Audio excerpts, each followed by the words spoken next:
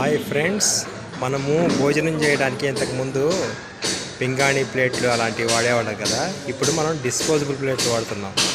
ఇవైతే సేఫ్ అని అయితే చూడండి, ఇదిగో ఎంత అందమైన డిస్పోజబుల్ ప్లేటు.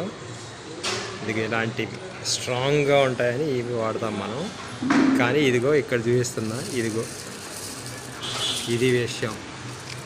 ఇదిగో ఈ పైన వేసిన డెకరేషన్. ఇది ఈ డెకరేషన్ పేపర్లో మనము ఇంత డెకరేషన్ చేసుకొని వేడి వేడి ఫుడ్, వేడి వేడి సాంబారు, వేడి వేడి పప్పు చక్కగా నాన్ వెజ్ చేసుకొని ఈ ప్లేట్లో తిని ఏంటి లోపల క్యాన్సర్ కణాలను ఉత్పత్తి చేసుకుంటున్నాం. ఇదిగో ఇదే ఆ ప్లేట్, మనం తినే ప్లేటు.